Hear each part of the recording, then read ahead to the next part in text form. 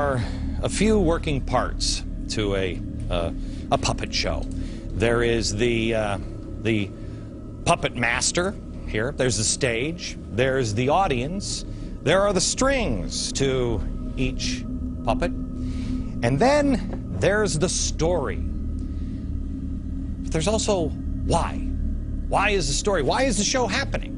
What is the puppet master? What is his motivation? Is it for the money? Is it for entertainment? Is it personal gain? What is it? Make no mistake, we are watching a show. The stage is the world. It's television, it's newspaper, it's speeches, it's the political elections, it's what's happening in Washington. You are the audience. And like any good show, they do have one goal in mind. They want you to feel something. But most shows don't have a hidden meaning behind it. They just want you to laugh. They want you to be entertained. This one, not so much. At the end of the show, you have a choice to make. They want you to get up from your seats. Of course, they have in mind what they are planning on you choosing, and they are just using this stage to try to make the case and convince you of it. It's really propaganda. I don't think technology is the fundamental issue in democracy. Democracy is messy. I mean, you know, democracy is about contestation of ideas. It's about plurality. It's about people having different truths, actually. Now, fundamentally, how society lives together civically in those contestations is obviously quite tricky. But I think that if we play too much on this disinformation card, we're taking the responsibility away from ourselves to actually create a narrative that inspires people to vote and to believe in democracy and democratic institutions. You handle the top down, but it's also bottom up and inside out. Top down, bottom up, and inside out. So now your challenge as you leave here, our challenge, is to take care of that bottom up part and that inside out part, the heart part. And I started looking into all the George Soros connections and the size and the scope of his reach. 2003, Soros and a partner funded the new $5 million liberal group, MoveOn.org. Well, MoveOn.org, what exactly is that? Well, you remember it. This is the group that originally called General Petraeus General Betrayus. It was despicable. Well, who had they tapped for the executive director of MoveOn.org? This guy, Zach Exley. I've never heard of him before. Do you know who he is? Well, he previously had trained activists for the anarchist group, the Ruckus Society. These are the riots in Seattle, helped orchestrated by this guy. More on that in just a minute. Oh, by the way, he's also a blogger for the Huffington Post, which is interesting because the Huffington Post gets money from George Soros. Oh, and he's also a fellow with the George Soros Open Society Institute. Violent radicals. Oh, and by the way, it's just not that phrase that came. George Soros has been following him as he originally funded the Ella Baker Society, or the Center for Human Rights. And then, of course, he was on the Apollo Alliance. And then when he got fired from the White House, he went to Center for American Progress, which is also funded by George Soros. Radicals. Radicals. Oh, the Open Society Institute, in case you don't know what this is, don't worry, you will in the next couple of days. The Open Society Institute is George Soros' most important group. It is really spectacular. It is his philanthropist arm. This is where he looks for Mother Teresa to give out his precious money. And boy, did he find Mother Teresa. Well, not exactly. He found, to head this organization, the founder of the violent activist group SDS, Students for a Democratic Society. You don't know what they did in the 60s? You will. One string. $425 million every single year. The strings that are being pulled by the puppet master. This is the book that I've told you before on propaganda that Hitler used. Goebbels. I just want to show you in propaganda, this is D. Now this is what's taught in schools. D. Democracy is administered by the intelligent minority who know how to regiment and guide the masses. That's great. This is Edward Bernays. Let me give you the whole quote here. He says, "The conscious and intelligent manipulation of organized habits and opinions of the masses is an important element in a democratic society. Those who manipulate this unseen mechanism of society constitute an invisible government, maybe almost a shadow government, remember that, which is the true ruling power of our country." Do we have a shadow government? The question is, do we have a shadow government? And if we do, who are those intelligent minority that is guiding us through? And where are they guiding us to? If you skip past all of the puppets and the strings, if you stop looking at the puppets themselves, you have to see who's behind the puppets. Who is choosing the puppets and the players? Who's the puppet master? George Soros. Now, I am sure that this will be called a conspiracy theory, and quite honestly, a year ago, 2 years ago, I wouldn't have believed it myself. But it is right out in the open. Do not take anything I say as gospel tonight. I want you to decide for yourself. I want you to question with boldness. Is George Soros a man who says, yes, you will be perfect and you will be perfect? Is he really a puppet master? And if he is, how does he control? He wanted to have campaign finance reform. He thought it was important. He spoke at Columbia University about it. Well, Open Society, his little group, Open Society, started by the guy with SDS, it was one of only a handful of groups who spent $123 million to push finance reform. Soros, quote, said, "Do something about the distortion of our electoral process by the excessive use of TV advertising." So he wanted to make sure that lies couldn't distort things. Well, it wasn't long after that speech at Columbia University that, lo and behold, Senator Russ Feingold, a progressive, and a few months later with John McCain, a Republican progressive, came with a proposal in hand for what would eventually become the McCain-Feingold Act. The irony, if it is that McCain-Feingold ultimately led to the explosion of 501c3 groups, which can advertise at will. 501c3 groups. Oh, 501c3 groups? You mean like Sojourners, or Color for Change, or the Tides Foundation, or Media Matters, or People for the American Way, or MoveOn.org, Center for American Progress, the Apollo Alliance, Elder Saker for Human Rights. You mean those things? You see, we had the McCain-Feingold Act, and then mysteriously, almost unbeknownst to everyone, those groups became very powerful, much more powerful. And guess who controls most of the most powerful? George Soros. George Soros, in the aftermath of 9/11, talked about police action as an alternative to war. Now, did anybody pick up on that? This is what he said.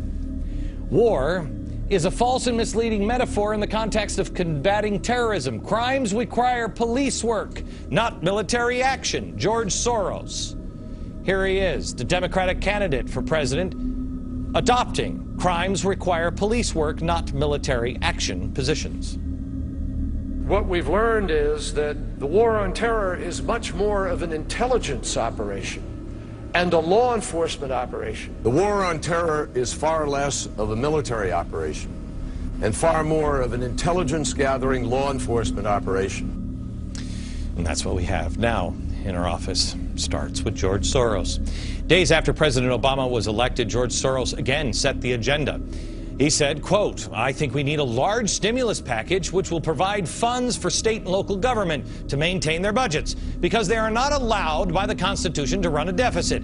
For such a program to be successful, the federal government would need to provide hundreds of billions of dollars. In addition, another infrastructure program is necessary. In total, the cost would be between $300 and $600 billion range." Well, what was on Obama's, the first thing on his agenda?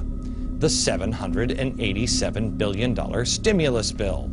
Gee, I remember this, and I remember saying at the time, who wrote this? It was too complex. It was too early in his, oh yeah, that's right, the Apollo Alliance. Where does the Apollo Alliance come from? The Tides Foundation. And where does the Tides Foundation get a lot of their funding? George Soros. Soros also heavily promotes green jobs and cap and trade. Also, days after Obama was elected, he called for a new energy bill. I think this is a great opportunity to financially deal with global warming and energy independence. The U.S. needs a cap and trade system with the auctioning of license for emissions rights. I would use the revenues from these auctions to launch a new environmentally friendly energy policy that would be yet another federal program that could help us overcome the current stagnation. Well, Congress introduced, but you stood up. You said, I don't think so. The audience started to revolt. Cap and trade failed. Now, through Freedom of Information Act, we find out that the Department of Energy and the EPA actually coordinated their response to damning reports on green jobs from Spain with the help of George Soros and his Center for American Progress, which gets their funding from here, George Soros. Here it is, December 9th, 2004. Also, there was this piece of information. This guy, where is Eli? Eli Pariser. There he is. He headed the Soros group, the front group, MoveOn.pac. Now, he wasn't upset that Kerry lost. Why? He explained this in an email. This is important that you understand. Quote, in the last year, grassroots contributors like us gave more than $300 million to the Kerry campaign and the DNC and proved that the party doesn't need corporate cash to be competitive. It's now our party. We bought it, we own it, and we're going to take it back. Do you understand what just happened? George Soros got rid of all of the corporate money through McCain-Feingold, which then allowed all the 501c3s to come in, now make the party lift their hands. The money is the string. They control everything. They tell the party what to do. You've been watching a show. You think the Democrats are still Democrats? They're not. They're not. I want you to understand there are two kinds of puppets here. The first puppet is the puppet organizations. You know, I don't know. This is the Musicians Union, and maybe this is SCIU, and the AFL-CIO, and ACORN. Their job on stage is to create an illusion of a big, dramatic movement that is happening. A grassroots. You know how Nancy Pelosi is always saying, oh, that's a grassroots, and that's AstroTurf, right? They're doing something on the stage, and they're getting you to believe something. But it's all part of the show. The second kind of puppet is an individual puppet. There are also two storylines. If you would come to a show, there's always two storylines, and you'll see it in different movies about stages and stage performers. Two stories. There is what's happening on stage, and then there's the one behind the stage. You don't ever see what's happening behind. But how much of it is real? How much of it is orchestrated? Well, there's only one way to find out that answer. And that is, you have to look behind the curtain. I believe you take a man at his word. And George Soros has publicly dedicated his life to this. He has even said he's willing to die for what he believes in. Here he is. In the things that I am engaged in, I'm actually willing to put my life at risk, and I think it makes me feel much more complete. Well, you complete me, George. I'm willing to put my life at stake, and so are many people in America. It's what you believe in. But what is it that he believes in? He has tens of billions of dollars all flowing in, pulling strings. His tentacles are everywhere. What is he going through all of this trouble for to achieve? Well, globalization. George Soros believes, quote, the main obstacle of a stable and just world order is the United States. Let that sink in for a minute. The main obstacle to a stable and just world order is the United States. His childhood is shocking, traumatic. He grew up in Nazi Europe. 14 years old, he had to help the government confiscate the lands of his fellow Jewish friends and neighbors. He didn't grow up in a very Jewish household. His mother was a strong anti-Semite. George Soros' words, not mine. But when he had to go over and take the lands from the people, his Jewish friends and neighbors, who were being sent to the gas chambers, I can't imagine what that would do to a teenager, anybody, an adult. Well, what did it do to George Soros? In an interview with Steve Kroft, Soros was asked if he felt guilt at all about taking the property from the Jews as a teenager. He responded, no. When the Nazis occupied Budapest in 1944, George Soros' father was a successful lawyer. He lived on an island in the Danube and liked to commute to work in a rowboat. But knowing there were problems ahead for the Jews, he decided to split his family up. He bought them forged papers, and he bribed a government official to take 14-year-old George Soros in and swear that he was his Christian godson. But survival carried a heavy price tag. While hundreds of thousands of Hungarian Jews were being shipped off to the death camps, George Soros accompanied his phony godfather on his appointed rounds, confiscating property from the Jews. That sounds like an experience that would send lots of people to the psychiatric couch for many, many years. Was it difficult? Not at all. Not at all. Maybe as a child you don't see the connection, but it created no problem at all. No feeling of guilt. No. For example, that I'm Jewish, and here I am watching these people go. I could just as easily be there. I should be there. None of that. Well, of course, I could be on the other side, or I could be the one from whom the thing is being taken away. But there was no sense that I shouldn't be there, because that was, well, actually, funny way, it's just like in markets, that if I weren't there, of course I wasn't doing it, but somebody else would be taking it away anyhow. You know, whether I was there or not, I was only a spectator. The property was being taken away. So I had no role in taking away that property. So I had no sense of guilt. He also said, quote, I don't deny the Jews their national existence, but I don't want to be a part of it. On this program for the last couple of years, we've been telling you about the people and the places and the things that you had never even considered before. At least I hadn't. Most people hadn't. And I told you that there was a structure being put into place in our country, and it was designed to bring about the fundamental transformation that has been promised. Through the course of this journey of discovery, amazingly, all the paths, time after time, really led to one man, George Soros, one guy. There's a crisis collapsing our economy. George Soros. When the administration and the progressives look for a savior to step in and save the day, George Soros. He makes predictions, and his loyal followers make sure they come true. He's pulled no punches about the end game. It's one world government. The end of America's status as the prevailing world power. In the last 2 years, you've been blamed for financial collapse of Thailand, Malaysia, Indonesia, Japan, and Russia. All of the above. All of the above. Yeah. Are you that powerful?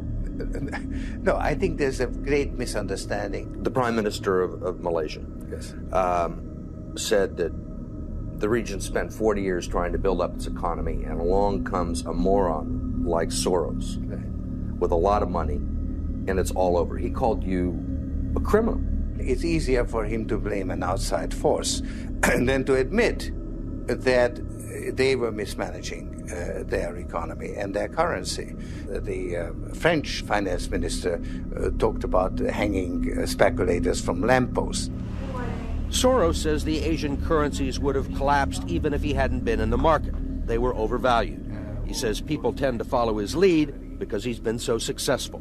I think that I've been blamed for everything. I am basically there to make money. I cannot and do not look at the social consequences of what I do. What's it like to have a statement that you make have such serious, grievous consequences? I mean, you can, it looks to me like in a number of situations you can take a position against a currency or make a statement and the whole country falls apart. Well, it's a tremendous sense of responsibility, actually. And it's also a humbling experience because I am actually trying to do the right thing, and sometimes what I do has an unintended negative consequence, as it did in Russia. People generally play with a certain set of rules. I am particularly interested in changes in the rules of the game. 80 years ago, George Soros was born. Little did the world know then, economies would collapse. Currencies would become worthless. Elections would be stolen. Regimes would fall. And one billionaire would find himself coincidentally at the center of it all. He moved to New York in 1956, became a U.S. citizen in 61, and at the age of 39, he started what would become the Quantum Fund, which he would use to attack currencies all across the globe. He later would be blamed for the financial collapses in Thailand, Malaysia, Indonesia, Japan, and Russia. And who could forget that he was the man who broke the Bank of England in 1992, shorting the British sterling by betting heavily that the currency would collapse, despite government assurances to the contrary. Today has been an extremely difficult and turbulent day. Massive speculative flows continue to disrupt the functioning of the exchange rate mechanism. The money that I made on this particular transaction, the estimate is about $1 billion. Along with currencies, Soros also collapses regimes. With his Open Society Fund, which was founded in 1979, Soros has helped fund the Velvet Revolution in the Czech Republic, the Orange Revolution in the Ukraine, the Rose Revolution in Georgia. He also helped engineer coups in Slovakia, Croatia, and Yugoslavia. So what is his target now? Us. America. He said it himself on many occasions. He said, what I have done in other countries in terms of overturning bad governments, I'm going to do in this country. Our country needs us. And we need people like George Soros, who is fearless and willing to step up when it counts. Political analysts say the shadow party he has built here greatly resembles those he created in other countries before instigating a coup. He created his own party within a party, or his shadow party outside of the Democratic Party, the Center for American Progress. That was one of the original shadow party groups. This group, from the beginning, was charged with getting control of the conservative media. Many of the people in the Obama administration were just drawn right up from there. Changing the attitude and policies of America, he says, remains his top priority. In one of his books, Soros writes, quote, "The main obstacle to a stable and just world order is the United States," end quote. Soros has been granted at least 4 visits so far to the Obama White House. This, a man who has repeatedly called for the devaluation of the dollar. A slow decline in the value of the dollar, a managed decline. He's waged a war against capitalism. Capitalism is not directly opposed to open society. Nevertheless, it poses some serious threats. This is a man who wants the world to be one global society without borders or individual governments. One global society and one global gatekeeper. You need a new world order.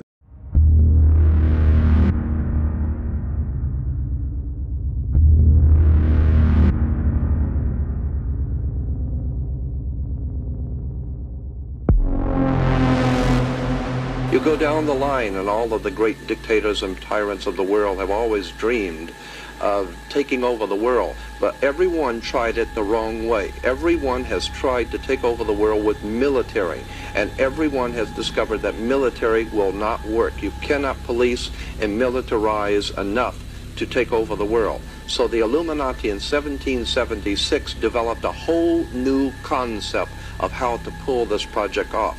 Instead of trying to force people into a new order or a totalitarian dictatorship under military, the Illuminati have been purposely organizing, directing, and financing wars, revolutions, violence, and bloodshed, so that it will sufficiently impress and frighten the world of humanity into accepting a new order, a new police state that will finally put down all the law and order, the disorder in the world, and it is the oldest trick in the book.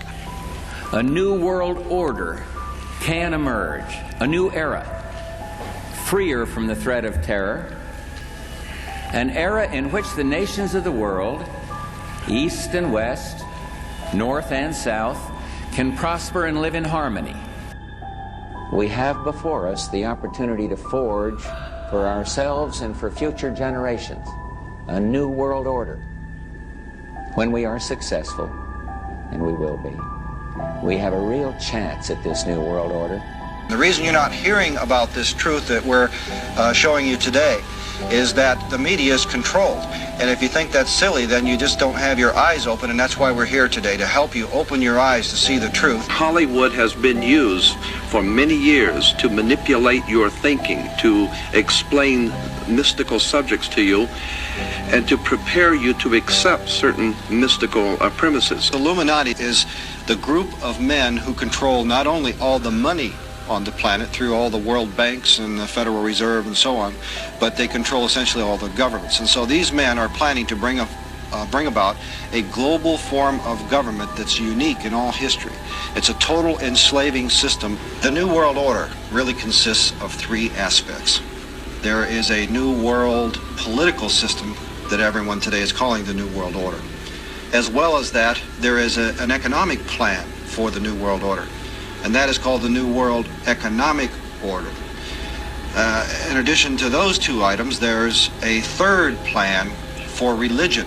They have a plan to give us a new age world global occultic religion. There is a corporation, and according to international maritime admiralty law, all corporations in the world must have a president and a vice president and a board of directors. That's why we have a president and a vice president. Legally speaking, he is not president of the various states according to international law. He is president of a corporation set up in something called the District of Columbia.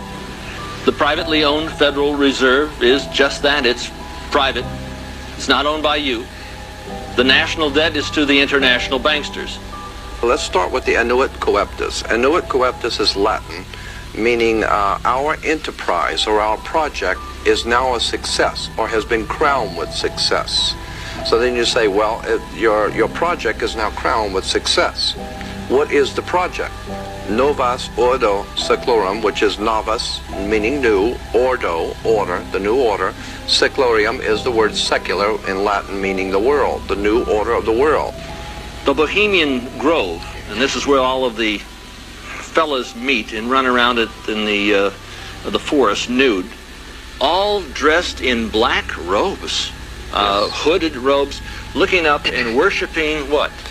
The owl. The owl in front of a bonfire. The owl is a occult symbol used by the Bohemian Society and the Illuminati in general because it symbolizes that you can, it is used as a symbol because it sees things in the dark, and that's why it's wise, implying that our political leaders are seeing things in the dark. They are aware of many dark things which are going on, and that's why they're wise. We're not talking about something that's entertaining or sensational. We're talking about your government, where you live, your country, your freedoms. We are being manipulated from the very top, and we need to wake up. They want it all. They want to enslave your child, your wife, your mother. There isn't anything that you ever had. There isn't anything that you own. There isn't any right that you possess that they're not planning on taking away. They want it all. No conspiracy can deal with exposure. Once the truth is out and the people understand, then they have problems. And I'm saying that the power of any government is in the people. There is a tremendous power in the hands of the people of America if they would just wake up. It's time to wake the town and tell the sheeple.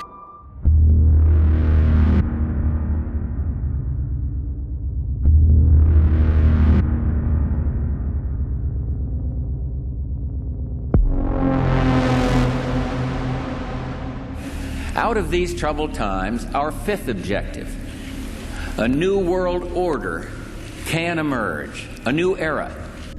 Look, I think that everyone is going to have to take a hard look at where they want to be at this moment in history as we're looking at efforts across the country to prevent people from being able to exercise their fundamental rights. You take on the intelligence community, they have 6 ways from Sunday at getting back at you. So even for a practical, supposedly hard-nosed businessman, he's being really dumb to do this.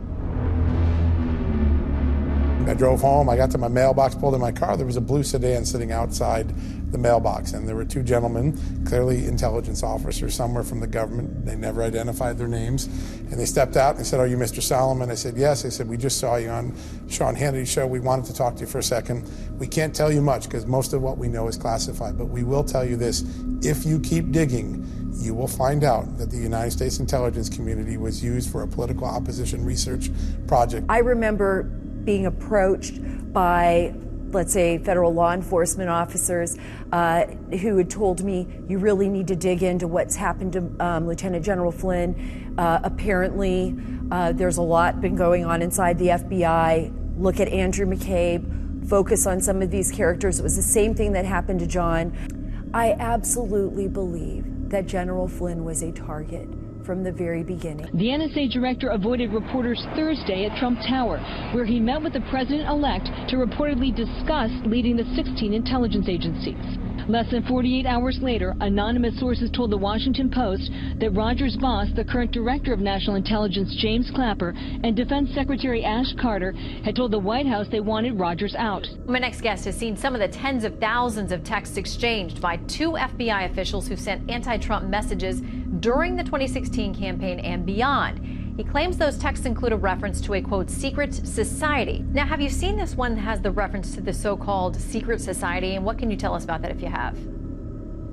I have. Actually, Chairman Gowdy and I were reviewing those text messages yesterday and came across that one. So there is a reference in the immediate aftermath of the election of Donald Trump where Page and Strzok refer to hitting thumb drives and maybe having the first meeting of the secret society. This is the inside story of the conspiracy to save the 2020 election, but it's massively important for the country to understand that it didn't happen accidentally. Democracy is not self-executing. There was a conspiracy unfolding behind the scenes, one that both curtailed the protests and coordinated the resistance from CEOs. Both surprises were the result of an informal alliance between left-wing activists and business titans. They got states to change voting systems and laws and helped secure hundreds of millions in public and private funding.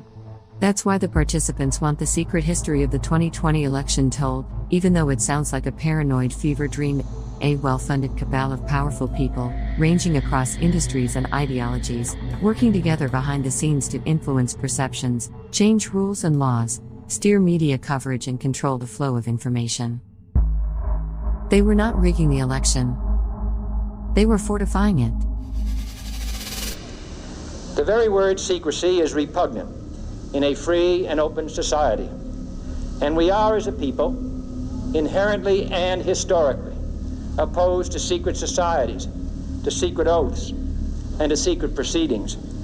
In my former life, I was an insider. Now I'm being punished for leaving the special club and revealing to you the terrible things that are going on having to do with our country. It's a political persecution like something straight out of a fascist or a communist nation.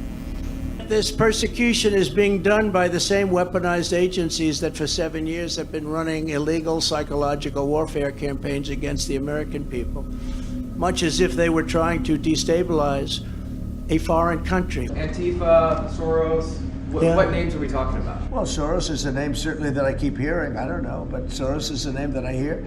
I hear a lot of different names. I hear names of some pretty rich people that are radical left people. Maybe I hear about a guy named Reid Hoffman. Somebody's a pretty rich guy, I guess, and I hear about him. I don't know, maybe could be him, could be a lot of people. We hear the same names, but they're bad, and we're going to find out. And if they are funding these things, they're going to have some problems. Today, no war has been declared, and however fierce the struggle may be, it may never be declared in the traditional fashion. For them, it's a war. And for them, nothing at all is out of bounds. I'm a wartime president. This is a war. This is a war, different kind of a war than we've ever had. Today, the Department of Defense has started the process of formalizing what we have long known, the fundamental role of U.S. Special Operations in defense and foreign policy, by elevating Special Operations Forces. As we enact these reforms, we follow the vision of President John F. Kennedy, who predicted the rise of Special Operations nearly 60 years ago. He foresaw, quote, another type of war, new in its intensity, ancient in its origin, that would require a whole new kind of strategy, a wholly different kind of force, forces which are too unconventional to be called conventional forces. And one of the beautiful things of the pause, if there is such a thing as a beautiful thing, but one of the important factors of the pause is that we see how bad they've done. So we will be able to do it properly, and it will be much easier. Everybody will agree with us because everybody sees what a bad job has been done during this 2-year period, and it will be a 4-year period. Everybody sees that. It will be much easier for us to do what has to be done. I was the hunted, and now I'm the hunter. Somebody that's been with me from day one, he's a real general. You know, we have the real generals and we have the fake woke generals. This is a real general, Keith Kellogg. Right, Keith? It's good to see you, Keith. He's been with me from before day one, right? He said, that guy should run. We got to get him to run. I like those guys. They were here before I ran. You know, there's quite a few of them. I knew this day would arrive. It's only a question of when. And I knew the American people would rise above it. And General Flynn, along with General Kellogg and some of our other friends, we have so many friends. We have over 200 generals and admirals supporting us now. Can you imagine that? 17 Congressional Medal of Honor winners endorse me.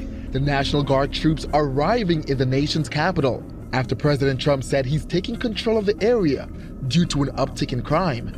Secretary of Defense Pete Hegseth has ordered hundreds of senior military officers to Virginia for an urgent meeting. The Pentagon has provided very little detail about this meeting, but CBS News senior national security correspondent Charlie Daggett tells us it's a rare event, if not unprecedented move. We're at war. In a true sense, we're at war. And we're fighting an invisible enemy. We're essentially fighting the entire globalist elite power structure that wants to control the world.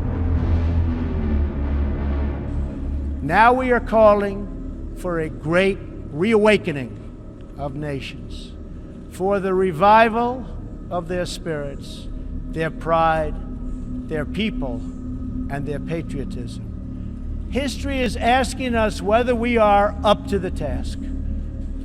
If the righteous many do not confront the wicked few, then evil will triumph. When decent people and nations become bystanders to history, the forces of destruction only gather power and strength. I've come here today to offer the hand of American leadership and friendship to any nation in this assembly that is willing to join us in forging a safer, more prosperous world. And it's a world that we'll be much happier with. A dramatically better future is within our reach. But to get there, we must reject the failed approaches of the past and work together to confront some of the greatest threats in history. I'm going to pull the whole thing down. I'm going to bring the whole fucking diseased, corrupt temple down on your head. It's going to be biblical.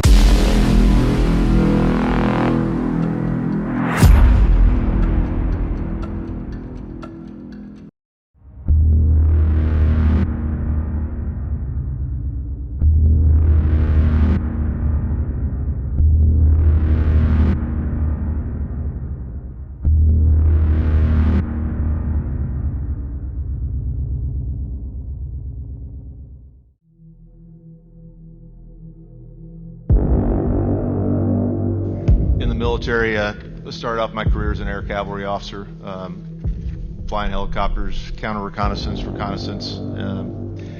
moved later into information warfare as an information operations officer, running psychological operations, computer network operations, deception, operation security, and electronic warfare, special electronic warfare. And I would tell you, as an unconventional warfare information operations, information warfare specialist, the American populace is facing an unconventional warfare scenario. An FBI document published by Yahoo News found conspiracy theories may be motivating factors for people to commit crimes.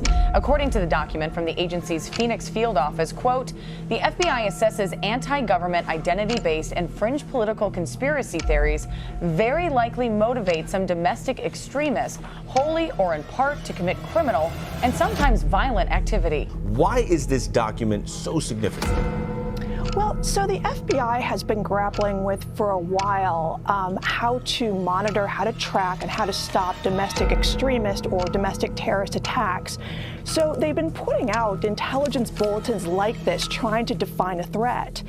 This one, which came out a few months ago, as you noted, it identifies conspiracy theories as a potential motivating factor for terrorist threats. The internet has, by linking people together, it actually has increased them, or at least the spread of them. Conspiracy theorists are everywhere. All the people that have gone out there against the mainstream media and said, you're going to call us racist, you're going to call us potential Timothy McVeighs, fuck you.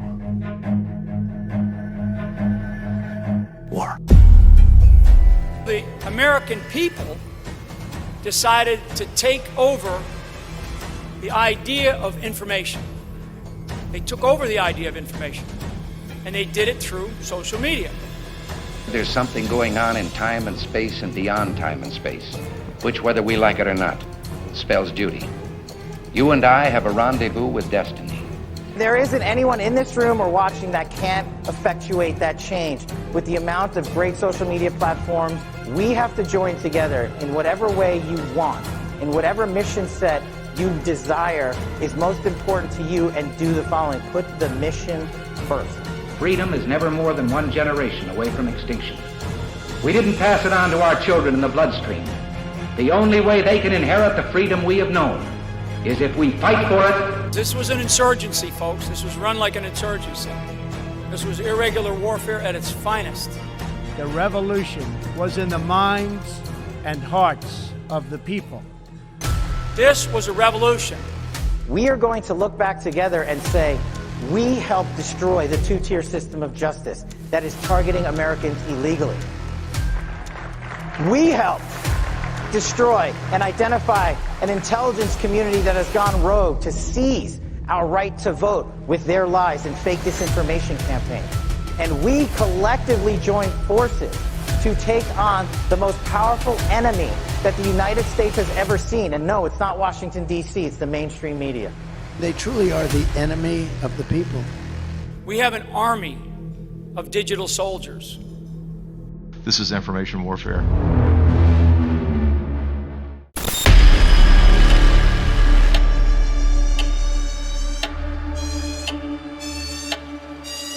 People should not be afraid of their governments. Governments should be afraid of their people. The American populace is facing an unconventional warfare scenario. This is information warfare.